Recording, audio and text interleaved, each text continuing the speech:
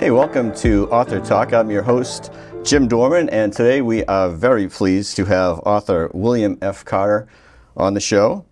Fire and Wrath, his brand new suspense, crime, thriller, mystery, and intrigue novel is available through Amazon, Barnes & Noble, probably other bookstores as well. I'm sure he'll fill us in on that. William has been writing since childhood and received his Master of Arts in Creative Writing from Harvard University. Yeah.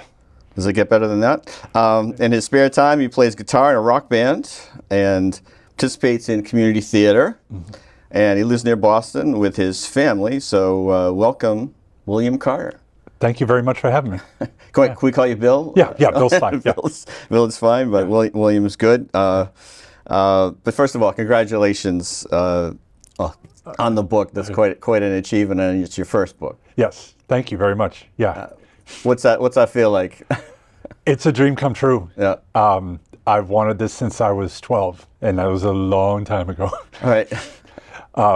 Yeah, and my agent and I have been working on this book together since 2017. So it's been 7 years in the works. Quite a long process, yeah. Yeah, so it's surreal. It's the most amazing thing. Did you celebrate when the book came out? Yes. Yeah. Yeah, we went out to a nice dinner. My wife's been super nice to me, better than I deserve.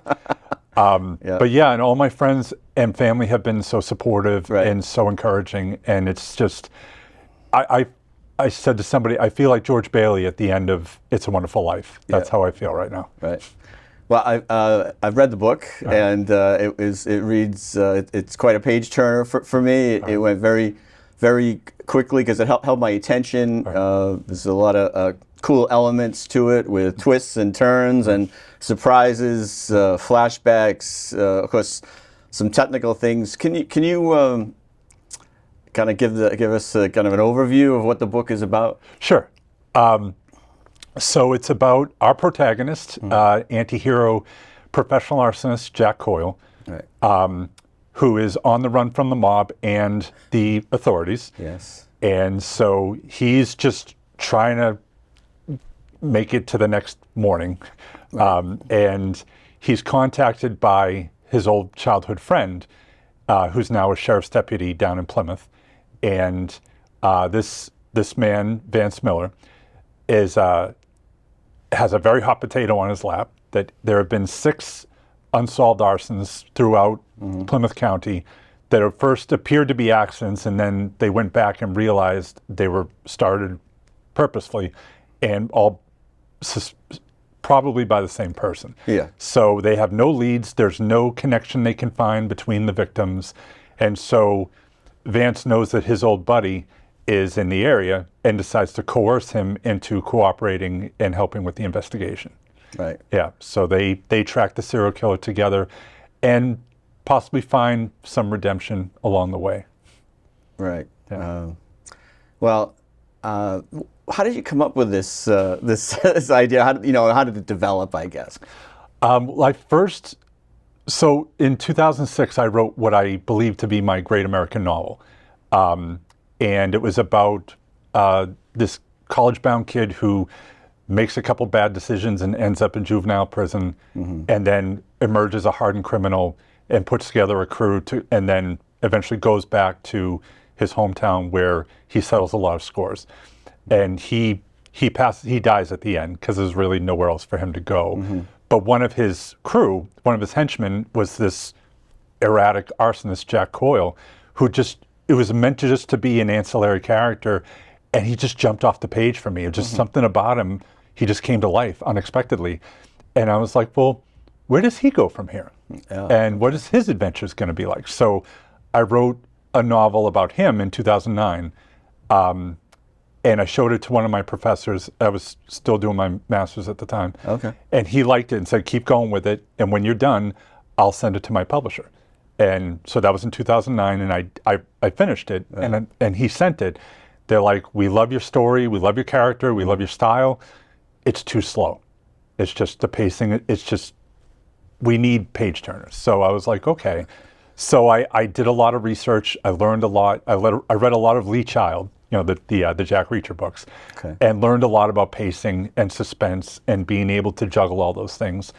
And then I took all those and said, okay, I don't want to go back and revise that at the moment. So I had this next adventure in mind, which is what Fire and Wrath became. And then I took everything I'd been learning over the years and tried to create something a little more marketable, a little more fast-paced, but still emotionally deep. So, and I experimented with a lot of things. One of the classes I took at Harvard was all about noir storytelling, books, movies, so on and so forth. And I learned a lot in just that one semester. And one of the things I really took away was Chinatown, the Jack Nicholson movie. Yes. That they purposefully took a lot of the tropes and aspects of noir and turned them on its head. So it takes place mostly in daytime, a lot of pastel colors. It's like the anti-noir in a way. Yeah, right. So I thought, this character, born in the city, loves being around urban areas. What would be his worst nightmare? It would be to be stuck out in the sticks and in the suburbs, away from the city, this wide open space, and I kind of went from there. So. Yeah. That's interesting because trying to kind of follow along. I think as you read it, if you read the early parts, I'm trying to say, what is this book going to be about? Yeah.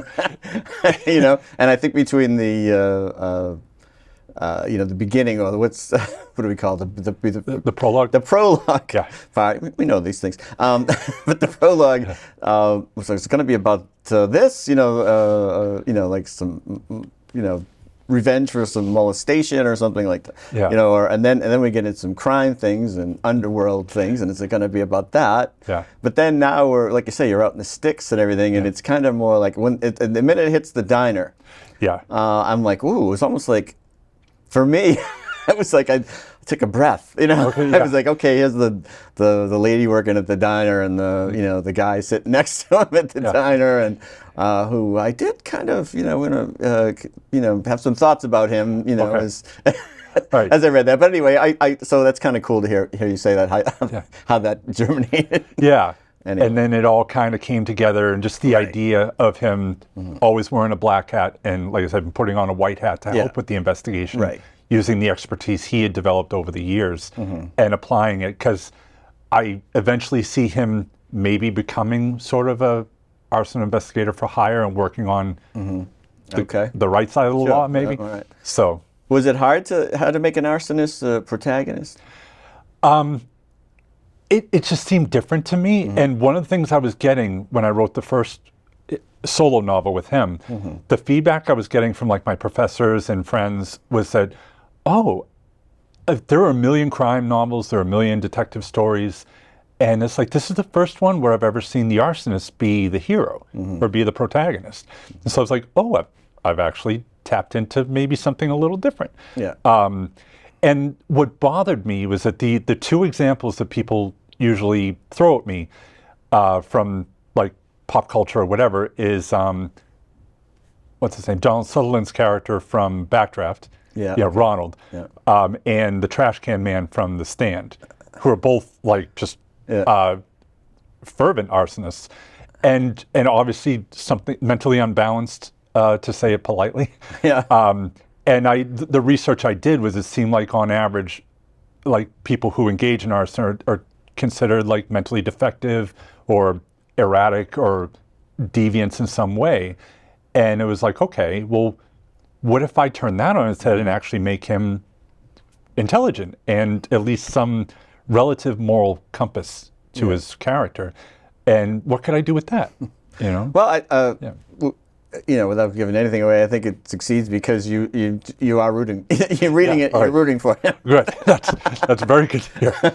Yeah. So and then I went back over some things and said, wait, an FBI guy got killed in one of the fires? Yeah. That's all from the previous novel.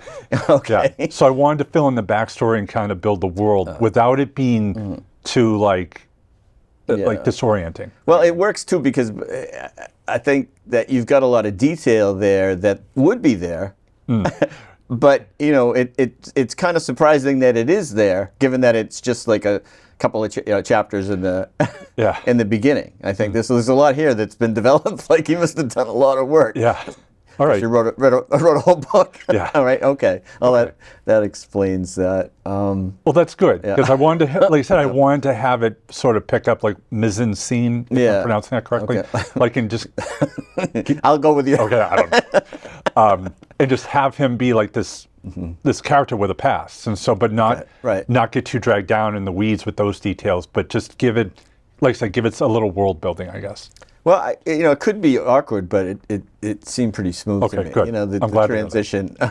I'm very glad to have that. Yeah, like I said, I had different emotions, like just kind of like going, okay, well now he's at the diner, and now so there's a lot of surprises, a lot of twists and turns. Is that hard? Like, because did your editor any help in that? Like, because it's kind of like, is this believable or not? Yes, my agent Michael Palgon, who also served double time as editor, Right. he's put so much time into this to the point where like I wanted to get it published just to not let him down. Yeah. More for him than me at times. It felt like he challenged me at every turn, at every major plot point, and said and asked me hard questions. So that because this went through like 20 something rounds of revisions. So that's one of the reasons it took 7 years to get this to the point where he was confident enough to put his name on it. But yeah, he would say, why is this happening now? Okay, why is he making this decision? What are the circumstances behind this? Like you need to give me a definitive answer for this. Like what you're doing, you need to fill it out more. You need to strengthen this. So, I mean, the original manuscript, I wouldn't even want to look at it at this point because it would be like really bad. That's cool. So yeah, it's come a long way, and he really challenged me, and I want to believe I rose up to the occasion, and really made this work because there were a lot, and sometimes there were easy questions to answer, and sometimes they were not. So, was it? I don't know if I want to say fun, but fun for you, like, or was it ever just like, oh my God, I can't revise this again? There were times where it felt like, I'm never going to get this to where he wants it to be, or it's never going to be as good as I imagine it to be. But yeah, I just stuck with it. If I was having a rough patch or writer's block or whatever, sometimes I would just walk away for a few days or something, focus on something else, and then come back to it and be like, oh, okay, all right, I think I know what to do now. So it was a process. So I can say to any aspiring writers out there, just stick with it. It is work. Right. Writing is rewriting, but it's worth it in the end. You know, if you can make it happen. How did you find the time to do all that?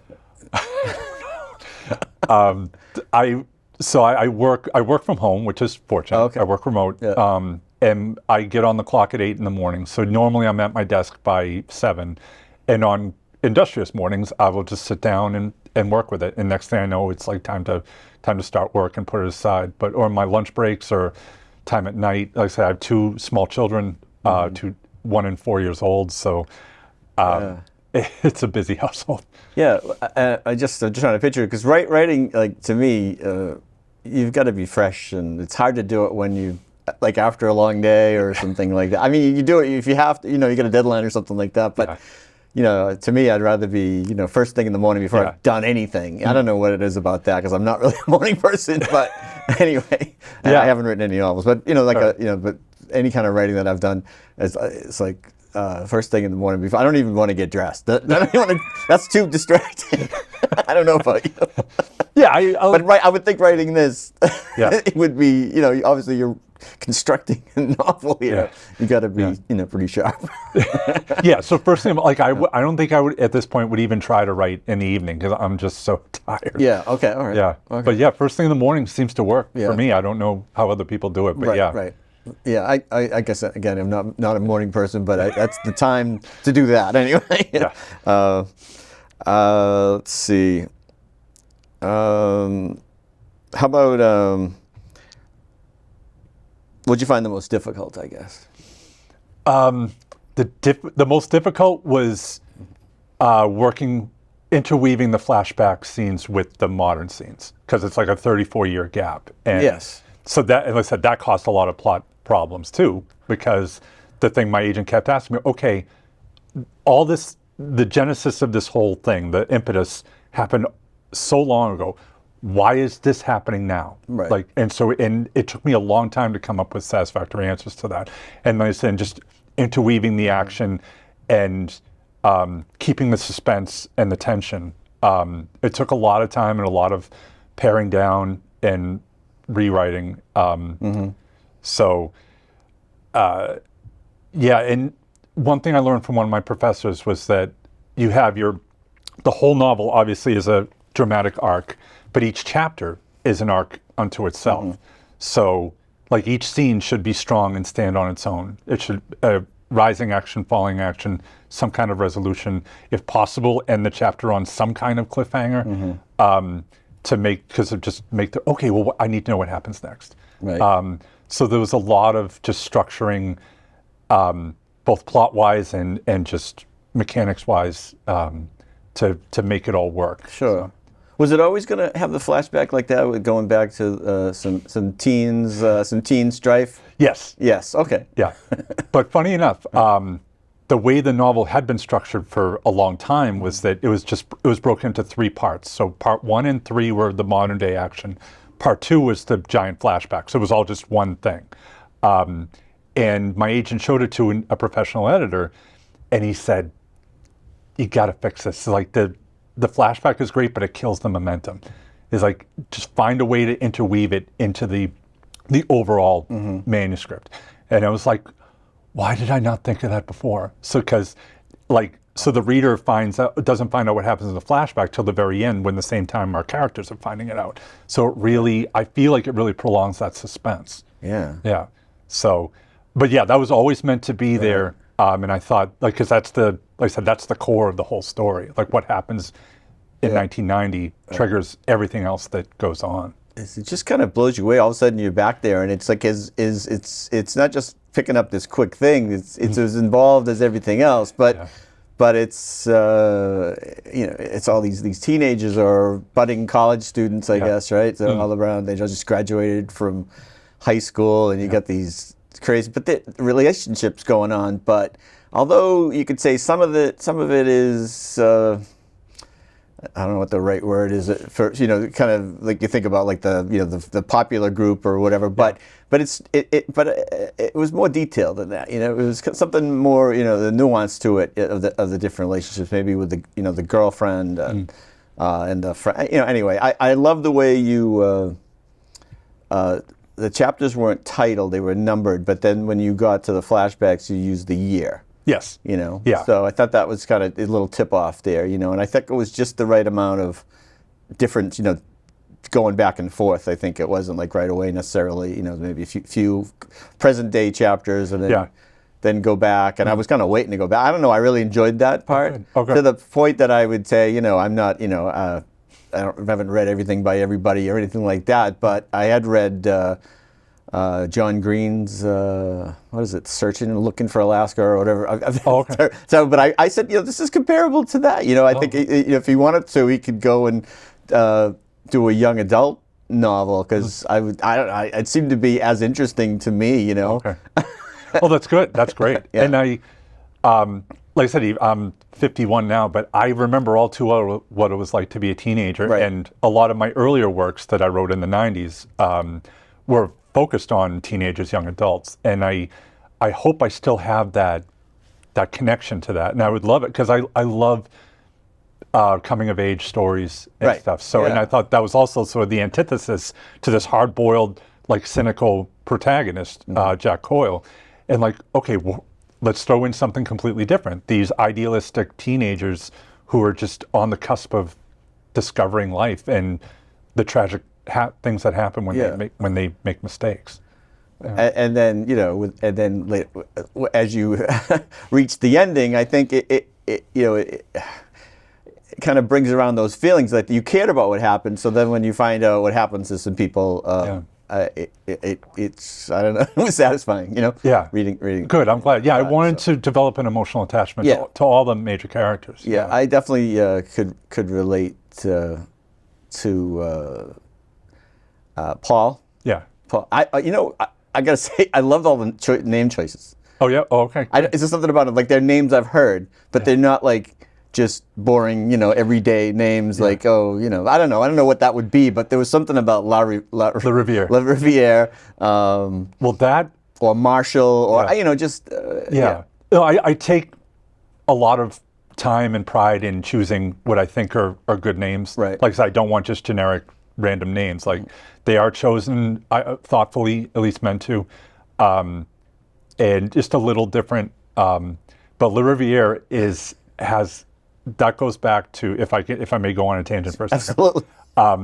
When I was 14, I was living in Plymouth. I did a play at Plymouth North High School where I was the lead. It was a play called Eddie Was Here, and I don't know if anybody remembers it. No. It was like anti-drinking drugs, and I played the main character who's named Eddie Le Riviere.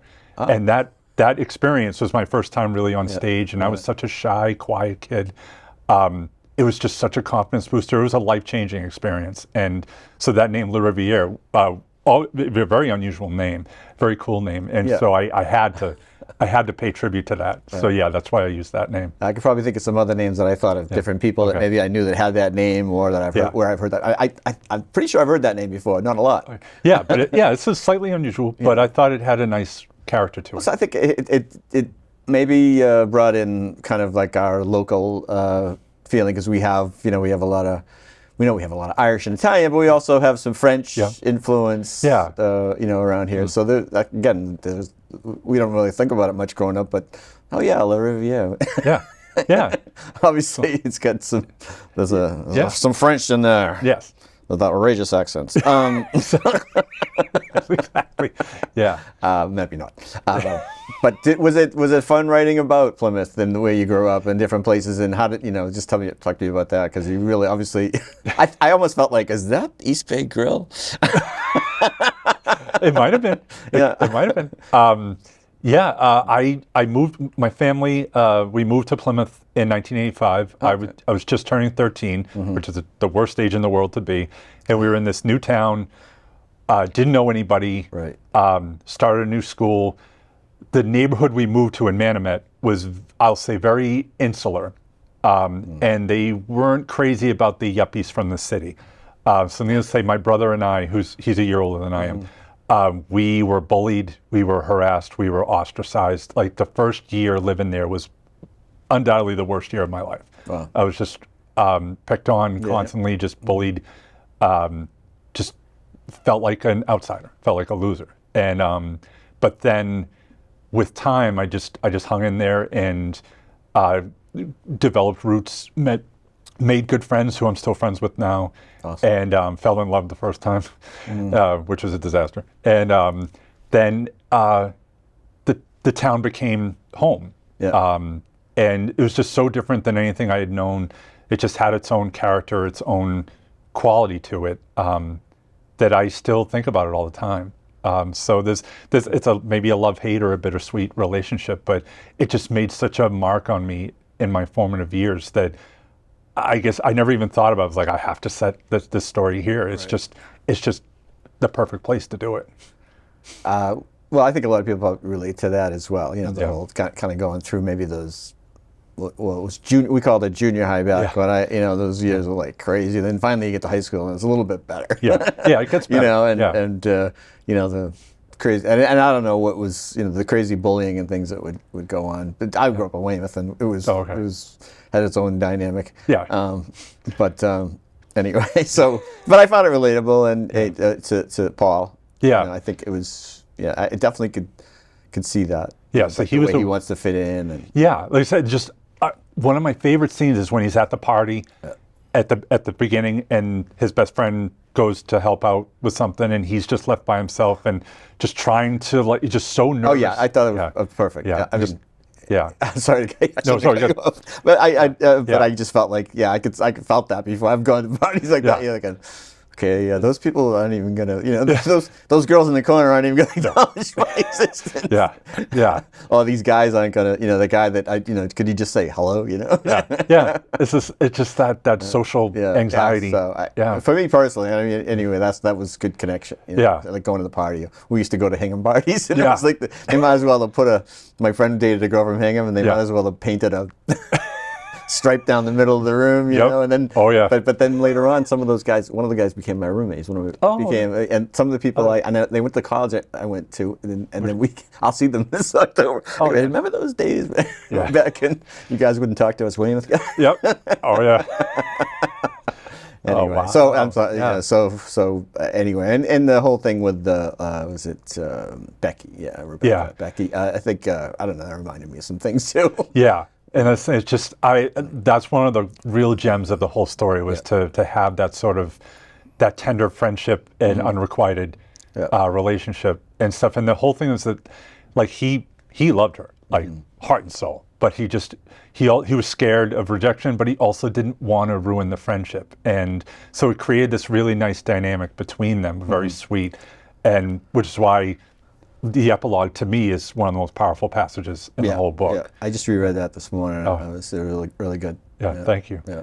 Yeah. Jumping around a little bit, there's a kind of a big relationship in the book is between Jack and Alex. Yes. And Jack is our protagonist, arsonist. Yes. And Alex is our survivor of one of the fires. Yeah, this teenage girl just lost her whole family. Yeah. But she's a fighter. Right. Yeah. So I don't know if you can tell me anything about it's a big relationship.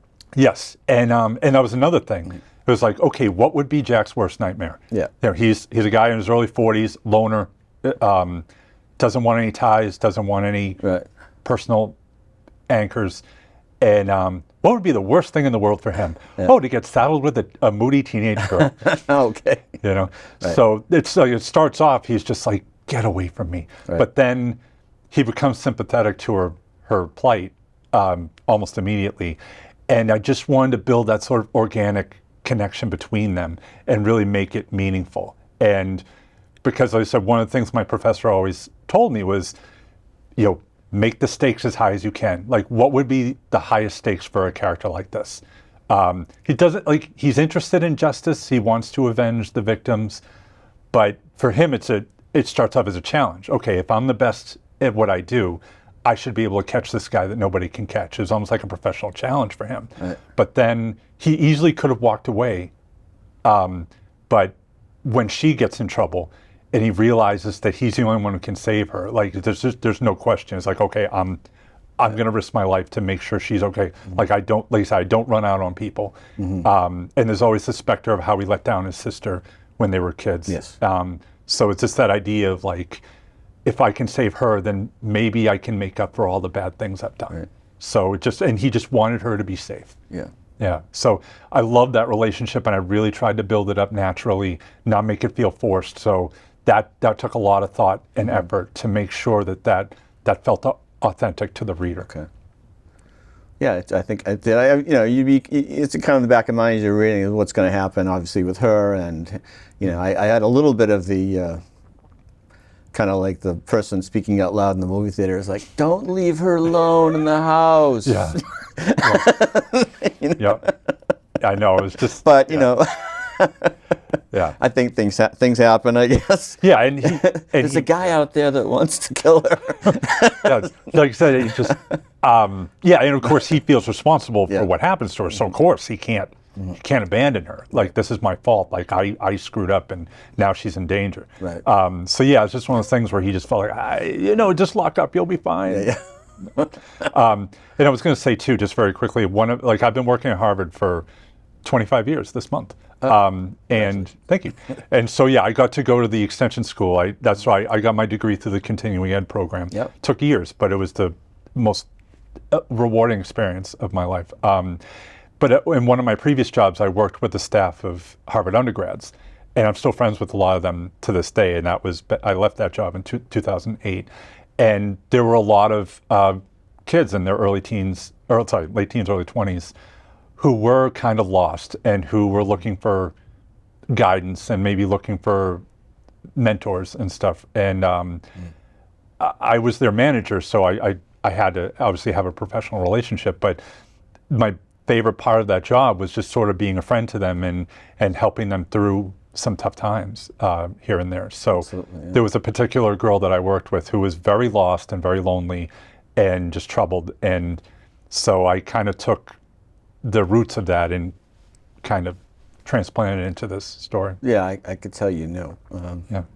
Because, well, get another connection. I worked as a tutor here at the high school for many years. Yeah, and, and you know what I'm talking as about. an advisor, and you again, you see the same kids every day, and it's, Yeah. and working sometimes with kids going through some different issues and things like that, you know. And it's great when you see, you know, them accomplish something or just get through something, or you know, whatever it is. And so, I now that you mentioned that, that's kind of the way I felt. You know. Oh, good. You know, so it's a wonderful thing to be able to offer some guidance, because I know I didn't have anybody there for me when I was their age, so I was kind of left on my own to flounder and make mistakes. It's a really, I don't know, it's a really cool thing for a kid when they just kind of feel like there's like someone even just kind of, he's right there, that's cool. I feel better. Yeah. You know? Yeah, someone in your corner. Yeah, right. So I wanted to express that that dynamic in the story, and just like, yes, even this hardened professional criminal has a heart, and he wants to help, you know. So. Well, I think it works. I recommend it. So so people can get it on? You can get it on Amazon. Amazon, of course. Barnes & Noble. You can get it on the website for the publisher, Austin Macaulay. Oh, Austin Macaulay, right? But I mean, Amazon, I always recommend. You might get the free shipping. And they've been very helpful. Everything's running really smoothly. Reviews are great at this point. The reviews will sink or swim, you know, this book. It'll live or die based on the reviews at this point. Okay. So I'm asking anybody who's read it, and a lot of my friends and family bought it. Like I said, I had like 60 people come to the book signing and stuff. We ran out of books. Oh, nice.